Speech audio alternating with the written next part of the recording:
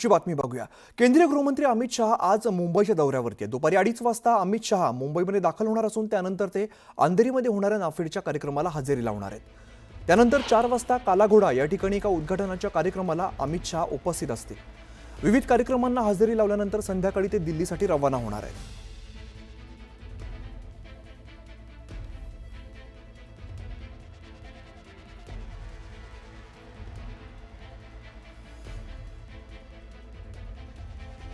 पुढे एक महत्त्वाची बातमी आहे। महाराष्ट्र कर्नाटक सीमा प्रश्न सोडवण्यासाठी मुख्यमंत्री देवेंद्र फडणवीस यांच्या अध्यक्षतेखाली उच्चाधिकार समिती स्थापन करण्यात आलेली आहे। या समितीमध्ये सर्वपक्षीय सदस्यांचा समावेश आहे।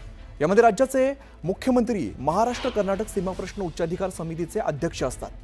विधानसभेच्या सार्वत्रिक निवडणुकीनंतर राज्यात नवं मंत्रिमंडळ अस्तित्वात आल्यानंतर या समितीची पुनर्रचना करण्यात आलेली आहे। यानुसार मुख्यमंत्री देवेंद्र फडणवीस समितीचे अध्यक्ष असून मंत्री चंद्रकांत पाटील हे समन्वयक मंत्री म्हणून काम पाहणार आहेत।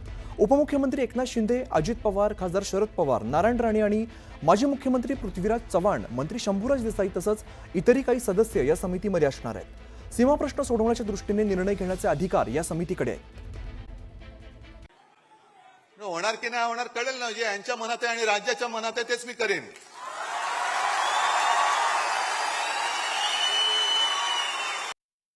हिंदुत्व आणि मराठी माणसाशी विश्वासघात केल्यामुळे आपण पाहताय किती आगतिक झालेत, किती उतावळे झालेत, किती लाचार झालेत।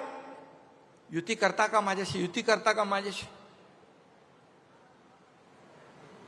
माणसाचे दिवस, माणसाची परिस्थिती कधी बदलेल हे सांगू शकत नाही, परंतु जेव्हा सत्तेमध्ये असतो आपण त्यावेळेस सगळ्याला कसपटा समान समजणारे आज त्यांची काय अवस्था झाली आहे। उद्धव ठाकरे आणि एकनाथ शिंदे यांनी एकमेकांच्या मेळाव्यावर आता सडकून टीका केलेली आहे।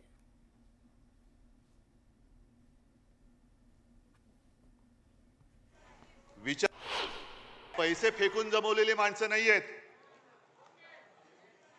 विचार अंगामध्ये भिनवून कट्टर हिंदुत्वनिष्ठ महाराष्ट्र धर्म पाळणारे हे शिवसैनिक आहेत। ठीक आहे, आजच्या सुद्धा आपल्या वर्धापन दिनावरती भाजपची काही पाळलेली बेडकं ही डराडोरा करतील। आज दुसराही कुठेतरी एक मेळावा सुरू आहे, पण मी तुम्हाला सांगतो इथं हा मेळावा बाळासाहेबांच्या विचारांचा आहे आणि दुसरा सत्तेसाठी झालेल्या लाचारांचा आहे। हा फरक आहे, हा फरक आहे। दरम्यान गद्दारांनो, हिम्मत असेल तर अंगावर या, कम ऑन किल मी असं आव्हान उद्धव ठाकरे यांनी आपल्या भाषणातून दिलंय। त्यावर एकनाथ शिंदे यांनी त्यावर काय प्रत्युत्तर दिलंय पाहूयात। समोर उभा आहे आणि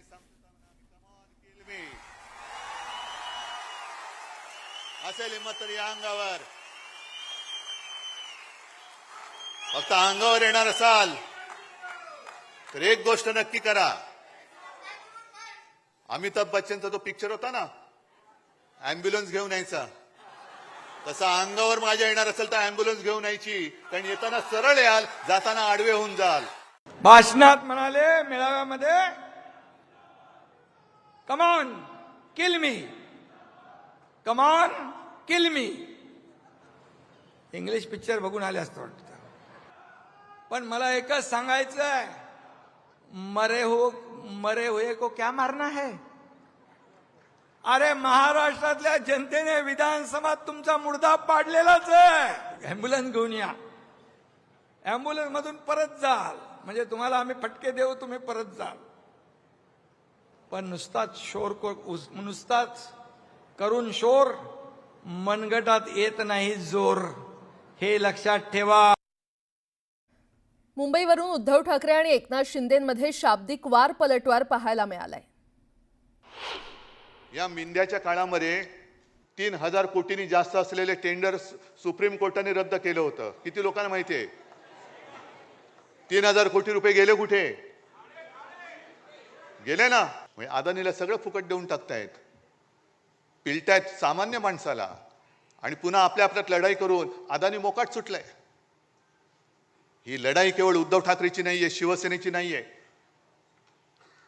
ही 1960 साली ज्या मराठी माणसांनी बलिदान देऊन रक्त सांडून ही मुंबई आपल्याला मिळवून दिली, त्या रक्ताची शपथ घेऊन ही मुंबई आम्ही आमच्यापासून तोडू देणार नाही, मुंबईचं महत्त्व खतम करू देणार नाही. म्हणून जर आपण उभे राहिलो तरी मुंबई वाचेल. काही लोकांना निवडणुका आल्यावर जनतेची, कार्यकर्त्यांची आठवण येते.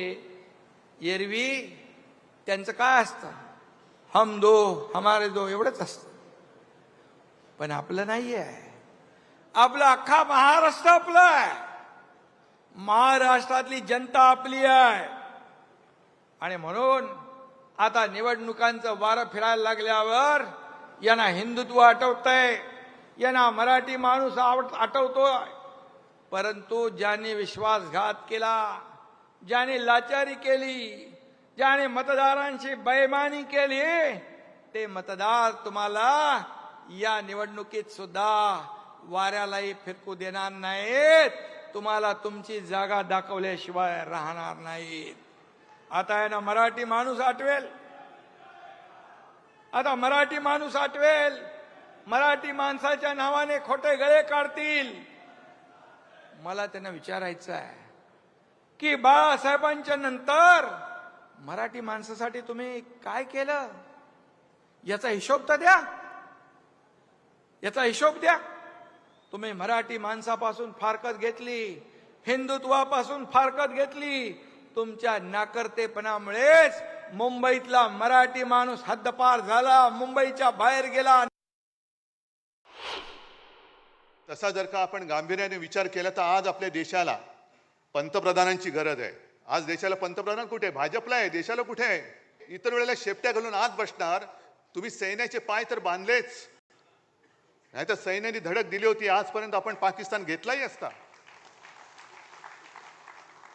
पण ट्रम्पचा फोन आल्यानंतर हे युक्रेन का वॉर रुकवा दी पापा, वॉर रुकवा दी पापा, ती जाहिरात होती ना, आपण पण केली होती. पण ट्रम्पचा फोन आल्यानंतर यांचा आवाजच गेला. काय करायचे ते असे प्रधानमंत्री, काय करायचे तसे गृहमंत्री, की अयोध्येत राम मंदिर बांधा आणि काश्मीरचं 370 कलम हटवा. बाळासाहेब म्हणायचे, मला एक दिवस प्रधानमंत्री बनवा, ही दोन्ही कामं मी करेन. मग ही दोन्ही कामं कोणी केली?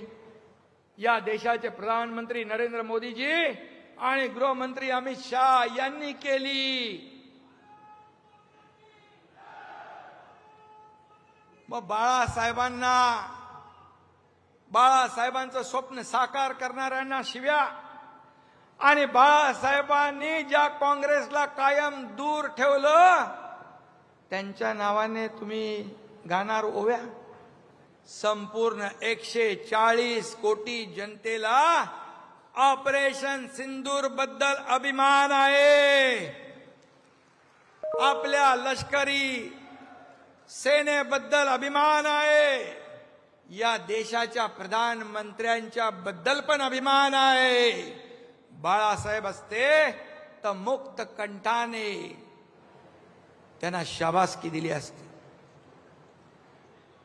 परंतु शाबासकी जाऊ द्या, ही कद्रू माणसं आरोपाशिवाय करणार काय दुसरं?